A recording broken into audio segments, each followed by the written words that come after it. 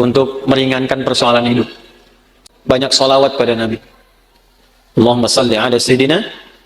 Banyak salawat pada Nabi. Itu orang yang sering salawat pada Nabi, salah satu faedahnya insya Allah dimudahkan urusan hidupnya. Salawat, banyakin salawat. Salawat dengan rasa cinta. Walaupun sekedar salawat pun Allah berikan jawaban. Ini saya tanya nih, kita istighfar sendiri sama Allah, astagfirullahaladzim, dengan kita berwasilah menggunakan salawat, kira-kira mana yang paling utama? Tapi jangan tebak-tebakan.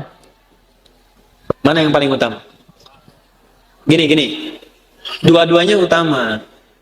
Tapi kalau kita mau dilihat, mana yang paling berpotensi diterima, itu salawat. Mana yang paling berpotensi diterima, itu salawat. Kenapa? Kalau kita istighfar langsung kepada Allah, ya Allah, ampuni dosa saya. Bagus, langsung hubungan. Tapi Allah masih melihat ketulusan hati kita. Karena ada yang istighfarnya cuma di lisan, gak nyampe ke hatinya. Contohnya habis sholat tuh, banyak yang saya perhatikan seringkali istighfarnya di lisan aja. Astagfirullah, astagfirullah, melihat handphone, astagfirullah. Update status sambil astagfirullah itu. Sambil kirim WA. Itu cuma di lisan, belum tentu diterima. Tapi kalau Anda bersolawat pada Nabi, atas dasar cinta Allah kepada Nabi, walaupun Anda belum tulus solawatnya, baru keluar dari lisan, Allahumma sholli ala sayyidina Muhammad, tapi karena kalimat itu keluar menggunakan nama Nabi, dan dengan cinta Allah kepada Nabi, dapat Anda 10 kebaikan. Apa dalilnya? Man shalla alayya salatan wahidatan sallallahu alaihi asyra salawat. Siapa yang solawat kepadaku, Nabi nggak sebutkan mau salawatnya khusyuk, mau biasa-biasa, penting keluar kalimat salawat, maka dibalas oleh Allah 10 kebaikan. Nah, di antara kebaikan yang Allah berikan itu ada rahmat di dalamnya. Ditemukan di mana? Di Quran surah kedua, di ayat berapa? 157. Al-Baqarah ayat 157. Bunyinya bagaimana? Ulaika alaihim salawatun min rabbihim wa rahmah. Wa ulaika humul muhtadun. Ada orang-orang yang hidupnya dijamin oleh Allah mendapatkan sholawat dari Allah. Apa makna sholawat dari Allah? Pujian yang melahirkan rahmat. Tahu dari mana rahmatnya? Kalimat setelahnya berupa tafsir. Sholawatu wa rahmah. Apa makna rahmat di sini? Memudahkan urusan hidup. Dari mana dalilnya? Kalimat setelahnya. Wa ulaika humul muhtadun. Dan merekalah orang-orang yang dimudahkan hidupnya. Dari mana tahunya kalau ini kemudahan hidup? Pada ayat sebelumnya, ayat 155 dan 156. Bagaimana bunyinya? وَلَنَبْلُوَنَّكُمْ بِشَيْءٍ مِنَ الْخَوْفِ وَالْجُوعِ وَنَقْصٍ مِنَ الْأَمْوَالِ وَالْأَنْفُسِ وَالثَّمَرَاتِ وَبَشِّرِ الصَّابِرِينَ الَّذِينَ إِذَا أَصَابَتْهُمْ مُصِيبَةٌ قَالُوا إِنَّا لِلَّهِ وَإِنَّا إِلَيْهِ أُولَئِكَ عَلَيْهِمْ صَلَوَاتٌ مِّن رَّبِّهِمْ وَرَحْمَةٌ wa ulaika humul muhtadun. Duhai kalian yang hidup, aku akan uji dengan berbagai ujian supaya membuat hidup kalian berkualitas, kalian lebih baik lagi. Ujian itu satu bentuknya kekhawatiran. Walju, karena saya mulai lapar. Wa naqsi minal amwal, ongkos sudah mulai berkurang.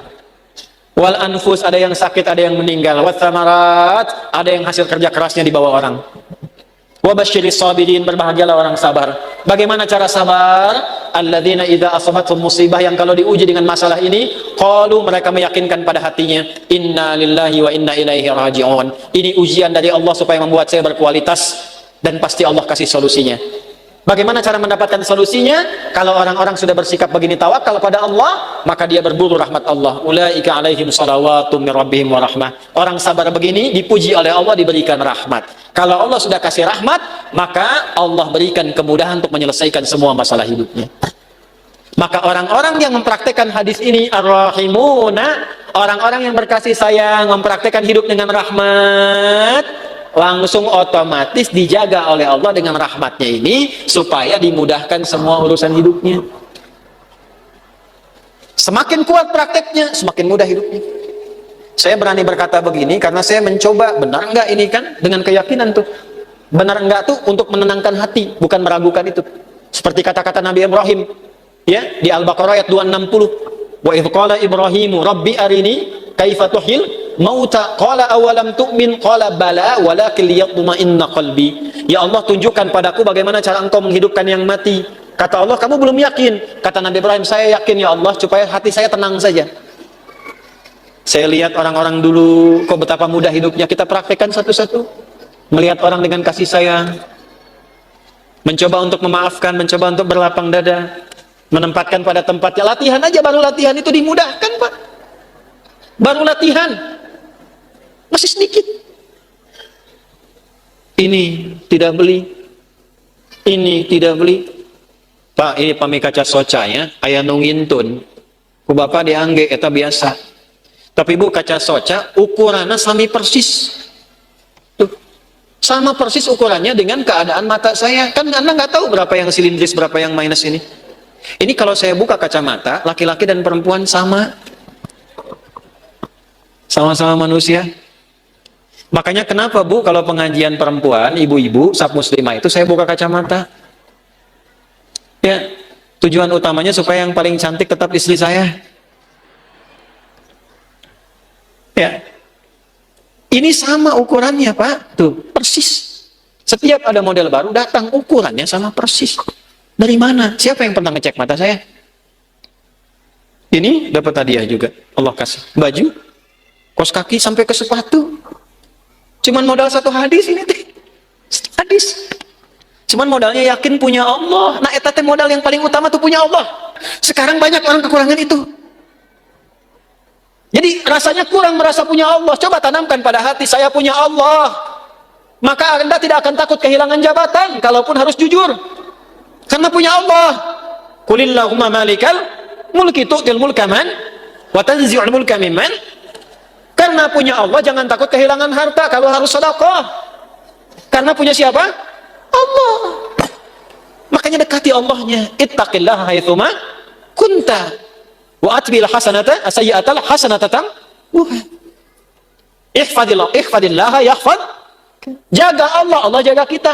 Jaga Allah itu maksudnya apa? Jaga diri kita tersambung dengan Allah. Ini pakai hadisnya, pakai praktekkan dalam hidup. Saya bukan ingin menunjukkan ini berhasil, tidak, bukan itu. Kan bicara kalau mengalami itu enak gitu. Menceritakan pengalaman ulama itu enak yang sudah terjadi.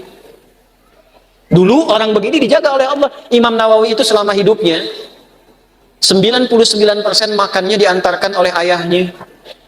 Makannya cuma sekali malam ba'da isya.